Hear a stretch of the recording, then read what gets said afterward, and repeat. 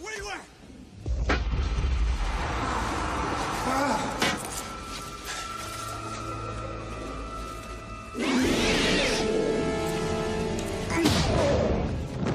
Welcome to Earth.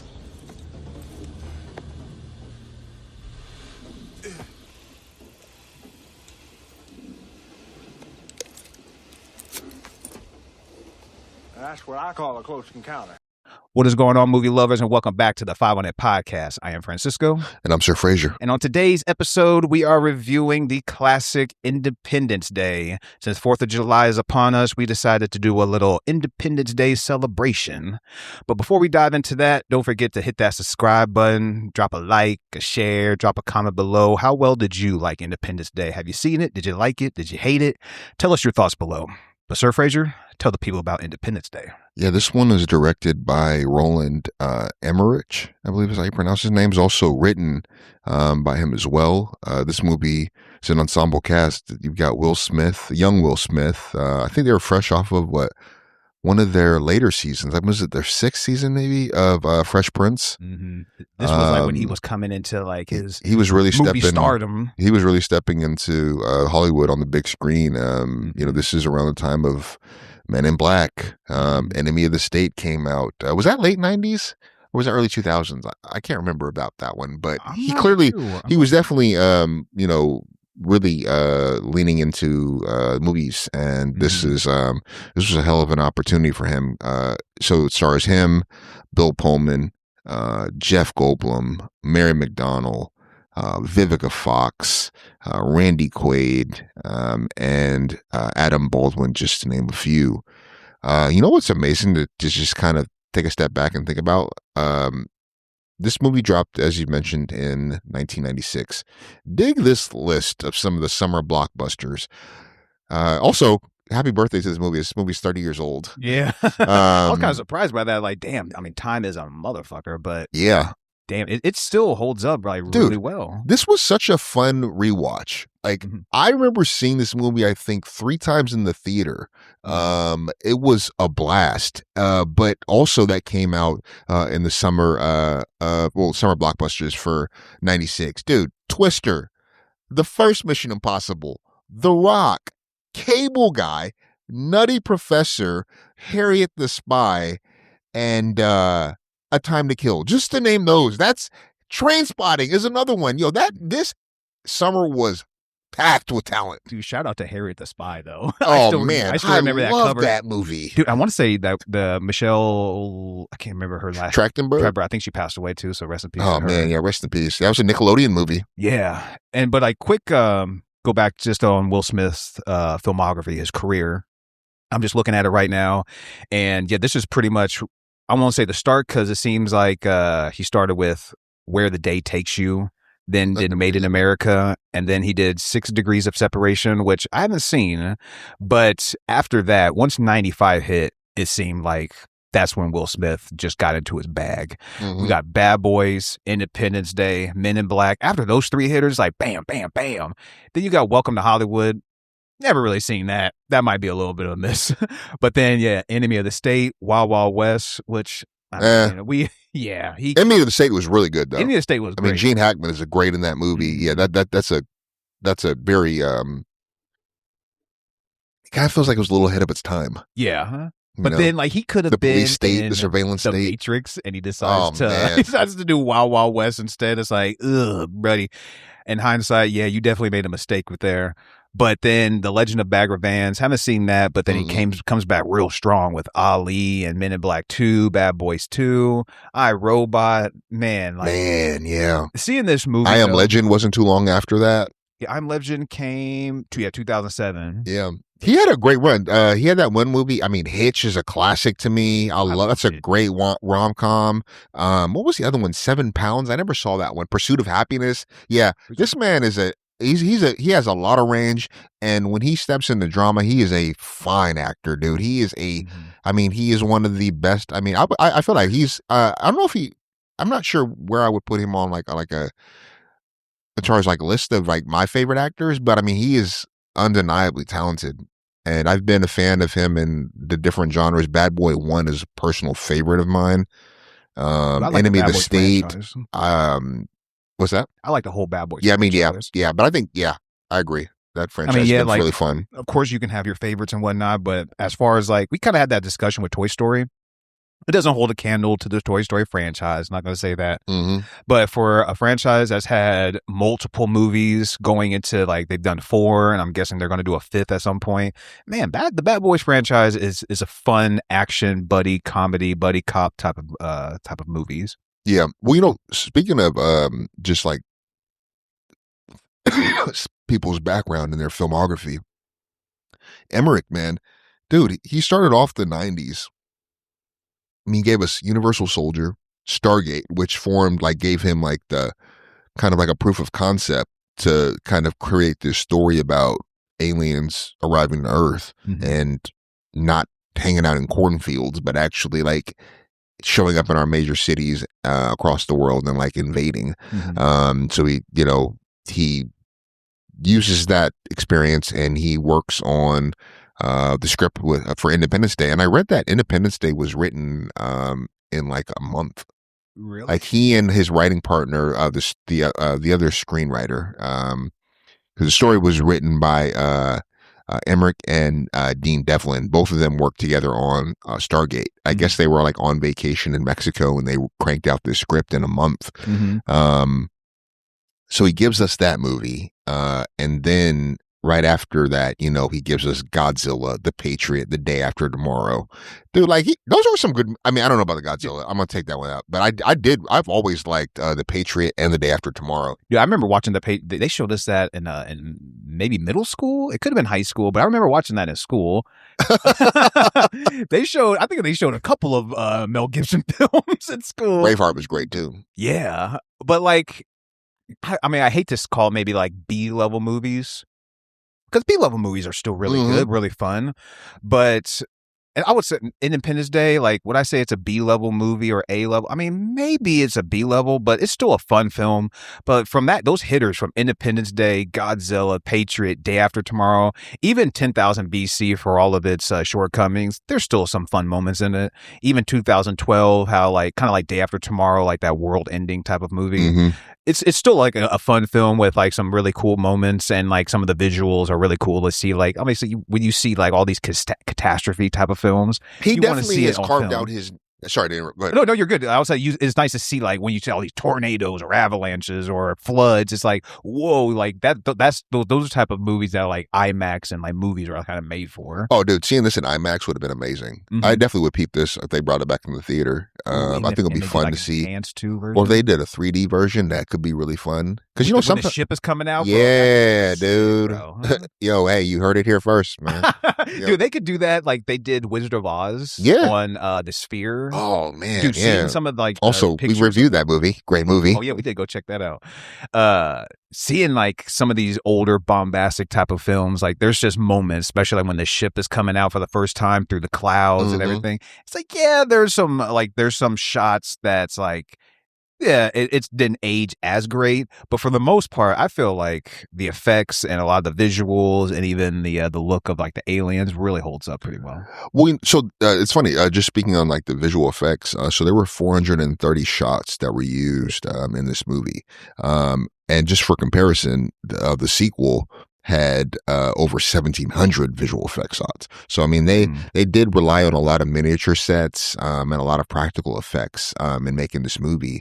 I thought the miniature scenes were fun. The explosions when the ship first arrives and detonates in New York City, and you see, but also Los Angeles, even like the blowing up the White House. That was like the visuals of that were really fun, iconic, man. Iconic.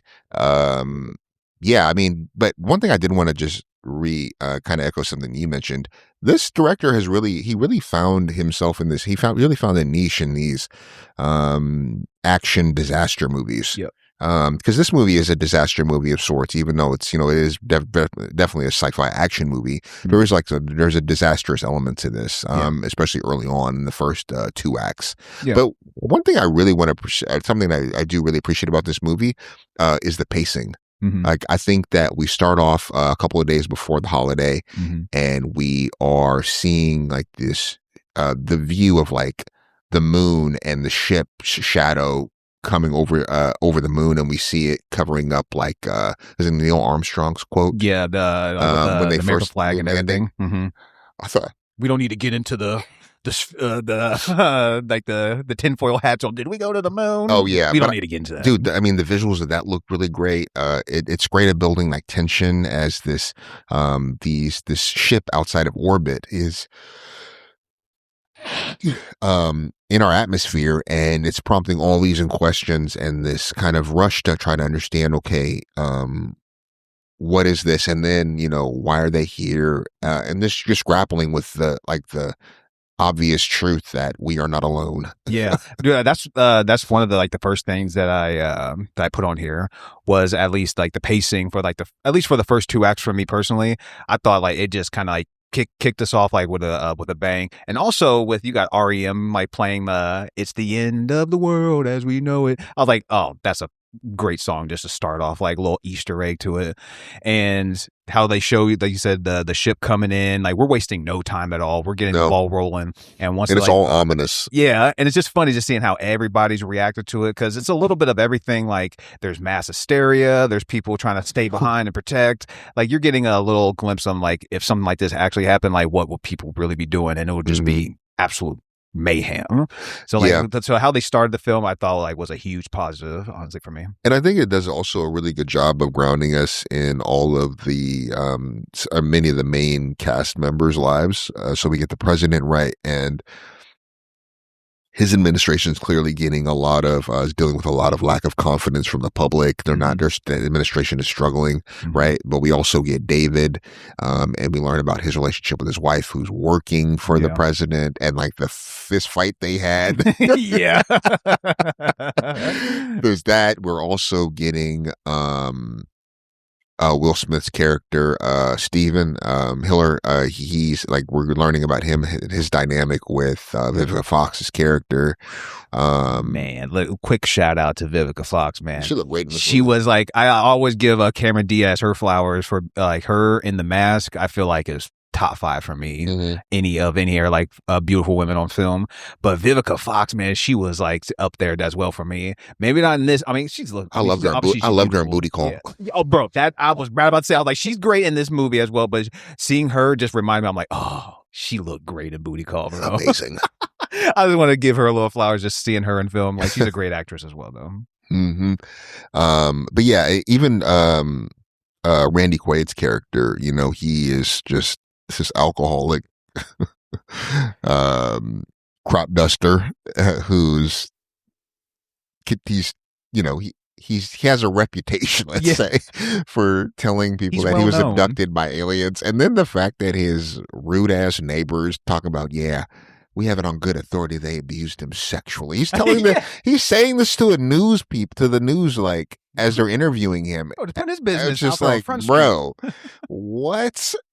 But then once they come in there, it's I guess he wasn't lying. I guess he was. I guess he was picked up 10 years ago. Oh yeah. But that kind of lends into a little bit of maybe I missed something, because I always lend that out to us, because sometimes sometimes my when something happens on film, I don't know if this happens with you, but say maybe if a certain scene happens, then you kind of start getting in your own mind of what would I do, or you start thinking about other shit. And I'm I gotta lock into what's happening in the film right now. I'm going off onto my own shit. Maybe that's just me, but I was why are the aliens even attacking Earth to begin with? Obviously, they're coming to Earth. Obviously, there wouldn't be a movie, but I was what is their whole reason behind it? So during when they actually arrive at Area 51, and after they have tried to do the autopsy on the alien, which is a huge highlight for me. Quick side note, they actually used KY jelly on these aliens to give them that kind of slimy look. Oh, really? Yeah. Random fact for you. Well, it holds up. It does look great. I also read that he ad-libbed Will Smith's ad-libbed what the hell is that smell? Bro, that's another highlight I put on here. I seeing Will Smith on film, especially at this time, you just see why he was a movie star. Oh, He has so much charisma. He just he steals kind of any scene that he's in pretty much. But when he gives you the Welcome to Earth, the iconic line, you'll see in every little action movie highlight reel, to me, when he's walking and he's dragging in, he's like, I got your dreadlocks hanging out, just dragging. And what did he say? Carrying your heavy ass in this desert. Dude, and he's like, yeah, that's what I call a close encounter right now. Man. And then he's like, and then what is that smell? When he flips out like that, I'm like, bro, that's exactly how I would be if I'm like carrying this disgusting ass alien. Dude, yeah. Oh, yeah, he's like, I should be, that's what I wrote. He's like, I should be barbecuing right now. It was my weekend. I had the day off. And what is that smell? Bro, that shit had me going. Like, this movie does a great job of like adding in his, his own touch of comedy without taking away like any of like this is not like a super dramatic film or anything like that, but the comedy doesn't go overboard and takes away from like the stakes of the film. Well, dude, I just gotta point out, so because I thought the visual effects of this movie, like the alien in that scene where he punches it after they've been on this, after the alien has been pursuing him in the spaceship, like that whole flight sequence was really fun. It also gave us a really great, leading up to that, gave us a really great quote from this movie, which has a few, time to kick the tires and light the fires, Big Daddy. That's a really, like that whole scene is really fun. But this movie won the Academy Award for Best Visual Effects. Is also nominated for Best Sound. But man, this movie did $817 million on a $70 million budget. And this was like, for context, it became the highest grossing movie for that year. Mm-hmm. And it also led it to being the second highest grossing film ever behind Jurassic Park. Yeah. It's like, that's pretty damn. When you're competing with Spielberg, you did a great job. Bro, I mean, when you're damn near like clearing $1 billion in like the early 90s. Yeah. Well, I'm going to say mid-90s, yeah. Mid-90s.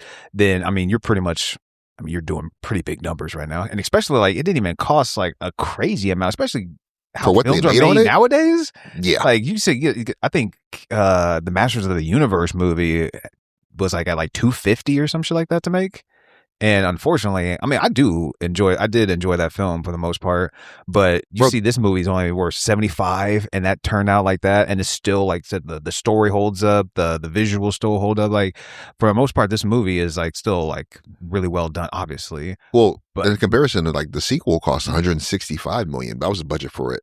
Yeah, well, I get. Well, obviously, when you sit the sequels, you're probably they always want to pump in a little extra juice into it, and it's also significantly later. Yeah, I was like, it got released 20 years after the fact, and you don't even have Will Smith in the movie, which is like, bro, why are you even doing this? Yeah. Granted, shout out to the actor who played the son. Though we see him in The Boys as A-Train. Mm-hmm. So what's his name? Jesse T. Husher. Well, to go back to your question, I feel like we got off track, but you were asking about the aliens' motives in coming to Earth. Yeah. During that sequence, after the autopsy and the alien kills everyone, when he's able, they communicate telepathically. Yeah. And when he is communicating with the president, he's showing him what they've done, which is they're basically locusts. They travel from planet to planet and consume all the resources. And then once there's nothing more they can consume, they leave. But they wipe out the population that's there in order to use the resources. Well, because like I just thought, like obviously when he starts talking to him, and he's just like, "Oh, like we want to just come in peace, and we could just work out like we could just coexist here," and he's just pretty much like, "Nah, we want to kill y'all." And so I was just thinking like, oh, do they just want to be here just because they just want to kill him in general? Which I guess they just kind of want to, like, since they're just traveling planet to planet. But then when they showed when Jeff Goldblum's dad, what's that? He said no peace. I didn't know. He's like, nah, we draw a line. We came here to start some shit. It's like Will Smith at the beginning. He's like, they didn't travel these many million light years to start some fight. And I'm like, looks like they did, buddy. Mm-hmm. But when Jeff Goldblum's dad in the movie was talking about, he's like, you could have prevented this years ago with Area 51, and that's when Bill Pullman is like, dude, there is no Area 51. And old boy's like, actually, it's not entirely accurate. It's not entirely true. And so when you go and you see the aliens from like previous encounters and stuff, I was thinking like, oh, this is like payback. I was like, since they like already like was been here before, those two end up dying. I was like, well, they just wanted to come here to, I guess, get their payback and like take our shit. I thought that was a really fun scene. Just kind of getting them arriving at Area 51. So something that I'd read is that the military was originally going to be on board to help with, like as supervisors, right? Give them even like uniform stuff like that. But once they found out that Area 51 was going to be a part of the story, they actually backed out. Oh, really? Yeah, they refused to work with the filmmakers.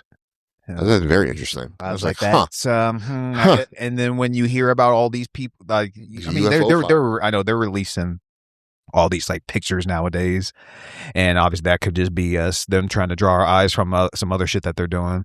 But it's like, ain't that just like kind of like a weird thing to pull out of as soon as you hear like that one little detail in the movie? So I guess that's an interesting thought to go down a little Reddit rabbit hole, I suppose. I did like yeah, the president definitely leaned into that one cabinet member who didn't tell them about this beforehand. But something also that I read was that the role of the president, was originally written for Kevin Spacey. Oh, really? Yeah. But well, I guess he was a popular name too at that time, so I don't really doubt that.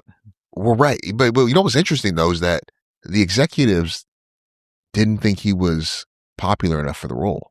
So they passed on him. I was like, what? Usual Suspects came out already. Well, and then I'm thinking like 7 is a little bit later, I guess. But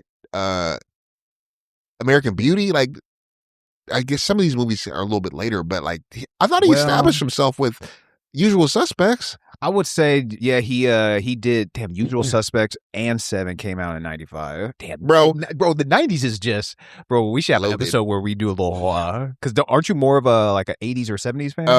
I think it's a debate between the 90s and the 70s. 96? I think there are some genre defining movies in the 90s. We talk about The Exorcist off mic, Alien, Halloween, like movies that have Chainsaw Massacre. That's just horror. Yeah. I think where the 90s clearly beats the 70s is kids' movies. Yeah, and like comedies probably. I'm not familiar enough with the comedies to say, but dramas, crime thrillers, well, because like you get, I mean, with the 90s comedy, obviously Jim Carrey is obviously going to be popular in that time. But like, is 70s like, was like even like popular for like how much, what was like the comedy scene for the 70s? But quick thing about Kevin Spacey that I want to mention. Obviously, Usual Suspects and 7 came out in 95, so he's an established. He's bona fide at that point. Maybe it's because of those roles that he played, particularly because like he is the villain in both of those movies. So maybe they're like, yeah, I don't know if we can have him like maybe because this was 96. This is just right after it. Maybe they needed that, I guess, that breather a little bit to see him, because seeing him as a villain in Usual Suspects and even a worse villain in 7, like taking off Paltrow's head and shit. Maybe they're like, we can't really have this guy as like the president now. Like, it's just not too believable. Not yet. Maybe they had to take a little bit of a different step first before he can take that role, I guess. Yeah, that is. It is. It's always interesting, and we've talked about this in other movies. It is interesting to see sometimes the internal debates and conversations that are happening around casting and what prevents one actor from an opportunity or turns them off about an opportunity, to be fair, versus another, I mean, well, and also like just looking at how he went that around that same time, those two movies, and then I haven't seen it, but I hear like really great things about it, is LA Confidential. Oh yeah, it's a good that came out in 97, and then he did The Negotiator in 98. So it's like, obviously he's not starving for work. I mean, and he's doing memorable work as well, especially those two 7 and Usual Suspects. Like, it's like you got to do those two movies and miss Independence Day, or do 2 other movies and then do Independence Day. I'm like, I mean, those were better. I mean, those are better movies in my opinion. I mean, yeah, I love this movie, but it's not better than 7 or Usual Suspects in my eyes. Yeah, exactly. I'm saying like, so I mean, he made the right. You're right. He ain't missing out. Yeah, I definitely rank both of those movies above Independence Day. I mean, no shade against Independence Day. It's going to get a solid score from me, but I would rather have, honestly. But whose career would you rather have? Let's take away the scandals between those two actors. Okay. I'm thinking of not Pullman, but just because he would have played opposite of Will Smith.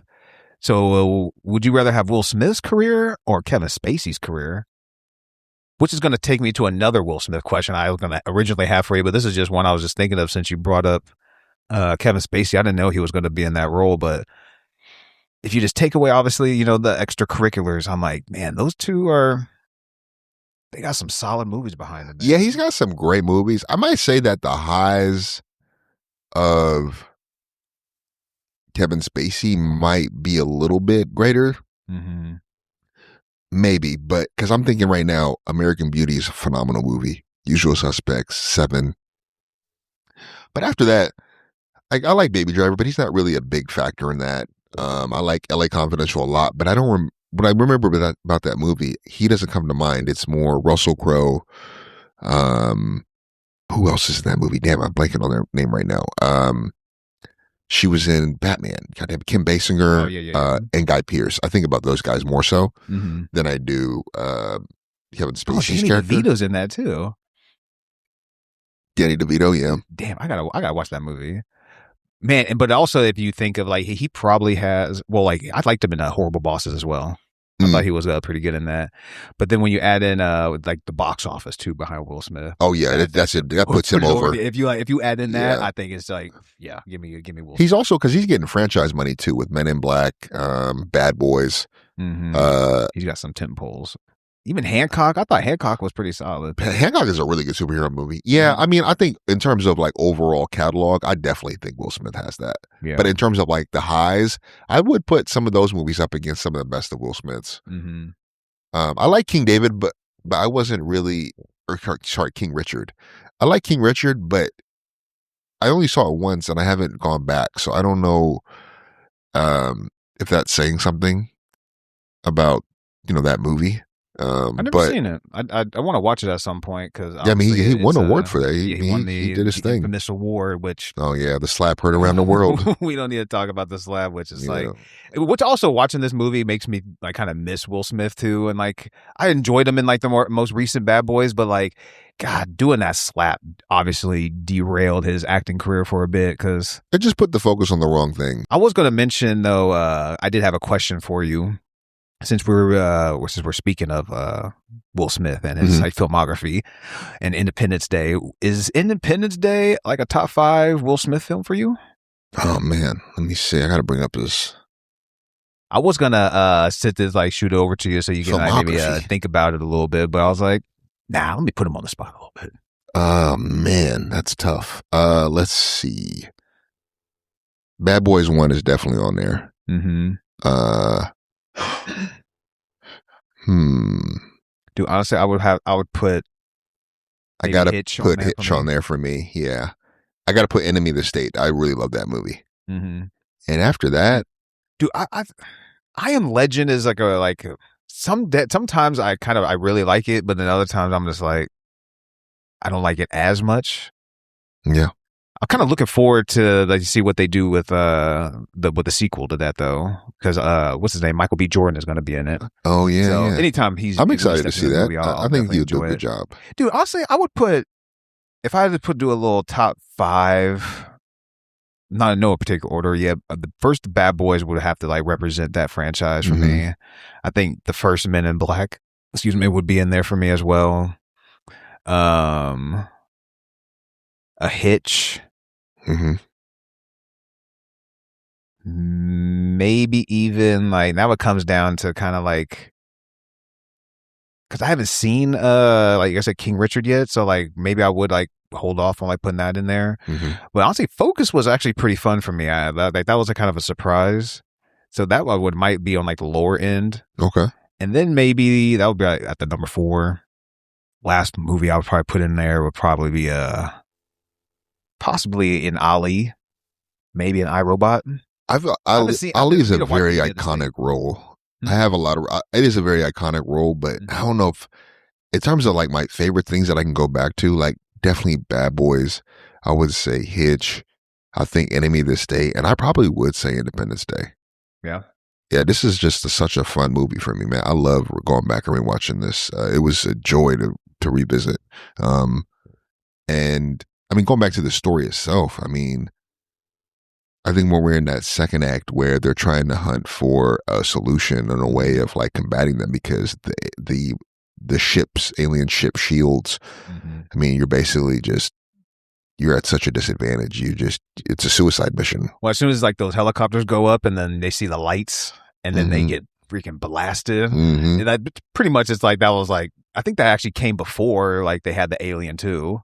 So at that point, it's like, yeah, they're not here for peace. No, so I mean, you really need, they really sealed it home with the Alien telling them like die and all that type of shit. But once they went up to the ship and they got blasted with that blue light, it was like, you guys are pretty much done. Oh, yo, especially the first time they attacked, when you have the people in LA are up there.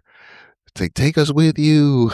That's kind of why I mentioned where like you see how people are kind of handling it, because there would be people like that here too. I guess some parts in the world where they're like, oh yeah, come in peace. Like we're here, man. Like get the fuck out of here. I would be out here. Like I'm also thinking when they're like, get out of town and blah blah blah blah blah. I'm like, where are you gonna go?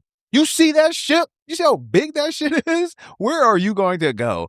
Like you said, like we're already probably outnumbered, outgunned, outmatched. Like where can you really go? What are we going to do? Just like hide underground? It's like get away from the major cities. I mean, honestly, that's what the strategy was. Get away from the major cities. I guess you just got to just run, just go just somewhere and just try to survive, I suppose.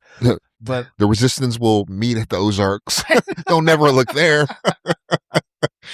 But yeah, like honestly, like the first two acts, I felt like were like really well done. Pacing was great. We're just on and going. But then kind of, I feel like the third act just like hit a little bit of a lull. Like maybe like if this movie like was trimmed down a little bit, maybe it would have kind of like driven it home a little bit better for me. But like once Jeff Goldblum like comes up with like the idea of inflicting it with with a virus, like a computer virus and whatnot. I mean, obviously everything makes sense, and like they're gearing up, they're getting married, like Will Smith and Vivica Fox are getting Those married. were fun scenes, and seeing also Jeff Goldblum's character reconcile with his wife or his ex-wife. That was a really I like that. That was a good storyline for me.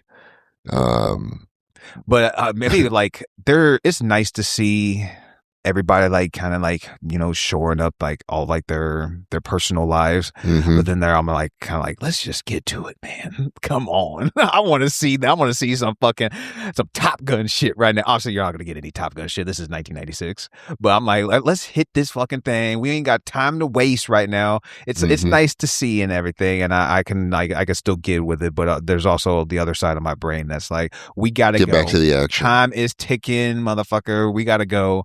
And maybe like I said, maybe if they trim, like, 'cause this movie is coming in at 145 minutes. So it's like just around like that 2:20, 2.5 hour mark or so.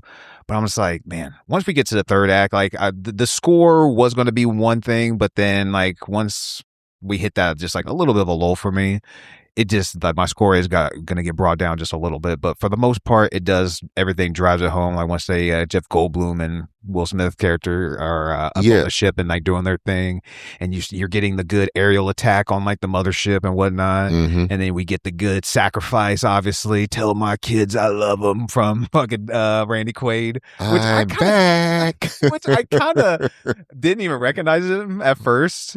But because like he was kind of like not playing that off the wall character like from the Griswolds from like National Vacation movies that I recognize him in. So I was like, wait a minute, is that Randy Quaid? But then he starts some of his little mannerisms. I'm like, oh yeah, that's definitely Randy. Man, dude. But also, man, I can't even overlook one of the highlights in the third act for me, man. One of a couple in that last act is the iconic Independence Day speech. Oh my God, man. I was like, yo, let's do this. One by Bill Pullman? By Bill Pullman? Yeah. Oh my God. That's such an iconic speech, man. And it's interesting too, because originally I think it's them and the executives wanted this movie to be called Doomsday. But hearing, and this is the director and the screenwriter both wanted Independence Day, and reading this speech from Bill Pullman in the script won them over to going with Independence Day. Yeah, I And mean, that hits. I mean, not that Doomsday is a bad title. It's not, but Independence Day just hits different. no, yeah, like Doomsday's I mean, it sounds pretty cool and everything, but there's just something about obviously Independence Day. Yeah. I mean, you would think that drives it home too, because you're obviously telling the timeline from the 2nd to the 3rd to the 4th of July. So I would think that would kind of make sense. And obviously, that's a great thing that they went with that as well. Yeah. But and thinking too, like since we did this 4th of July, there's just, I mean, it kind of fits in that nice little niche because it's when the Christmas season hit. I think of Christmas and Halloween are 2 seasons that are like, oh, it's time to kind of like really like watch those particular type of movies. You don't really get too many 4th of July type of or Independence Day, however you want to word it, those type of movies. So this one is, I mean, it's nice. It fits that small niche, but it also is a well-made film too. So that's also good. It really is. And I love, I mean, in the 3rd act too, when Will Smith and Jeff Goldblum's characters are about to, they're in the ship, the alien ship, and they're about to fly off. And the instructions are upside down. And Will, thinking he's accelerating, is going in reverse. And he's like, oops. Yeah. And then when Jeff Goldblum's like, what is this? It was oops. Oops. He's like, dude, let me try that again. He's like, yeah, let's do that without the oops. That was, I also, so I guess a lot of his dialogue, Jeff Goldblum's dialogue was ad-libbed. He ad-libbed a lot of his lines, but when they are flying in the sky in the ship, and Will's like, "Look, no hands." He's like, "Steve," and he's like doing, he's going upside down, and Jeff Goldblum, David's just like, "Oh God." And that was also a fun story point that they brought up earlier that really came full circle was him wanting to fly with NASA and getting passed over, and having this opportunity to save the world and to do that. And so I thought that was like a fun plot point that they tied a nice bow on for his character. Yeah, dude. Last night I kind of like, I don't know if you want to start like going to for scores, sure. Yeah. But like you already mentioned the cast. The cast was great, but it really, like, even obviously the main characters, but there's so many other little characters that you could just point out. You're like, wait a minute, I've seen them in some. I've seen them even like the black dude that was like, I can't remember his name, but he was just kind of like at his chair or at the desk, and then he kind of looks up and then he starts like typing on the computer. I was like, wait a minute. Oh, at Area 51. Yeah, I was like, I know that dude. I've seen him before. Even the daughter, she was in a movie called The Duff. I think she was also in One Fine Day with George Clooney. Yeah, and obviously the what's his name? Dylan? Was it Dylan? The boy, the son, Will Smith's stepson. Oh yeah, from Fresh Prince. Yeah, I was like, he's been in some. Even the girl that Randy Quaid's daughter. I recognized her too. I was like, oh, she's been in Miss Doubtfire. So it's like, there's so many. Every time there's a scene, I'm just like, oh shit! It's like there's movies like a huge stand because it's also nice to see like some where these actors kind of not necessarily started, but just you're like, oh man, it's nice seeing them just pop up in a film. No, I agree. It definitely was. It kind of, I'm thinking of that moment too in Jurassic Park where we see Samuel Jackson. It's just like, yeah, exactly. When you forget about, I mean, you forget about when like some of these big actors are like, obviously it's a big movie, but you're just like, oh, look at young Samuel, or like this young actor right now. Look at young Pullman. Yeah. But I'm ready to go to the scores. Oh yeah, for sure. You want to kick us off? Let's do it, man. Like I said, I was gonna give this movie a 4, but just because the 3rd act just like gets a little bit long in the tooth for me, I feel like it just hits a bit of a lull, and like honestly, that's probably like my only negative. I was really like digging like the hysteria, and maybe that was it. Maybe like there was just too many of those scenes because at the beginning is obviously it's going to be pandemonium, but even like towards the end, I'm just kind of like, all right, I don't need to see any more like people running and trying to like get out of town. And I was like, we've already got that in the first 2 acts. Let's just get to the action and try to like, solve the problem. So maybe like if they would have maybe trimmed some of those scenes or just it is a longer movie. I definitely put you on that point. Yeah, you just feel it a little bit. Like even. I saw Supergirl recently, and that's only an hour 48. There, even shorter movies like that could feel like they kind of drag on. It's like there's just maybe something with the editing, something with like maybe some of the behind the scenes work, how they put the film together, probably of why certain movies like just lack in certain areas. So it's like, maybe there's just something in that 3rd act for me personally that just Obviously, you can just like trim down a little bit, but I'm giving this movie a 3.5, and that's a solid score for a solid movie. So, what about you, sir? Man, this is a 4 for me. I love this movie. It's so much fun to rewatch. It was a genuine, just fun to get back into. To rewatch this movie, it really took me back to that time in the early 90s. It has like the fun kind of borderline cheesy lines that you would expect from a lot of movies during action movies in this time, welcome to Earth, like I love that line. It's so fun in that scene. It still looks good. The alien, the visual effects of this movie are still pretty fun. And I am invested in multiple character storylines. So yeah, this is a B tier action movie for me. It's a movie that, I do really enjoy in the way that I fucking enjoy True Lies. It's like, I love this movie. It's so good. Great in that movie. Dude, and same way, I put this in the same kind of tier as I do The Rock, which is another movie that dropped the same year. I mean, I just love that movie. Sean Connery's badass. Nicolas Cage is damn near at the peak of his powers. Nick Cage is like a premiere, like in that like upper B tier type of movie, like action movies and everything. Yeah, I'm not gonna put him on like any sort of like Mount Rushmore of like the like the Schwarzeneggers or the Stallone, but like, man, Nick Cage has like some really great fun action. Like The Rock, I haven't seen Face Off. That's like the only the one, but like Gone in 60 Seconds. That's a really good movie too. There's another one I'm thinking of. Play that on TBS all the time. Both of those. Yeah, like dude, like putting those together, like you can make your own little Nick Cage trilogy. Oh bro, yeah, and it's that'll be a fun time, bro. Oh, for sure.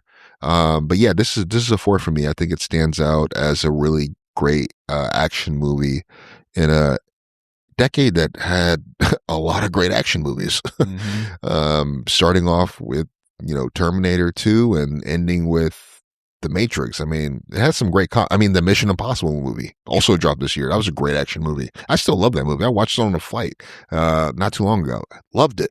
Damn, you mentioned like all the way from Terminator 2, 91 to like The Matrix. It's like, man. Jurassic Park is an action movie, right? Well, I'll take the 90s if you want to go 90s versus 70s. Have an episode on that. I definitely. I mean, that'd be fun. I think. Oh, dude, you got movies like Chinatown. Oh yeah. Godfather 1. The drama, like I'm gonna have the to. Drama is definitely, I think, probably might win it, but it's tough, man, because like I will be fighting a fight that I don't want to fight. Like, I love both of you. You're both great decades. Can't we all get along? Dude, I don't want to live in a world where we have to choose between those 2 decades.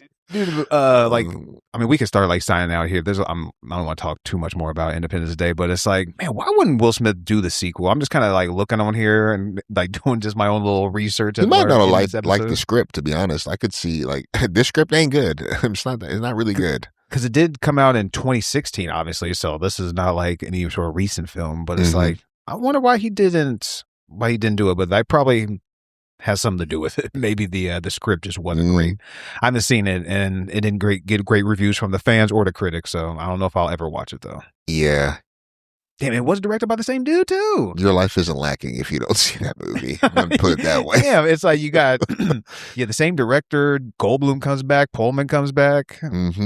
Man, if Will Smith would have came back, maybe it would have been something, but we didn't. All right, well, that wraps up our episode for this week. We hope you all had a great 4th of July weekend. Yes, sir. We'll catch y'all next time. Peace.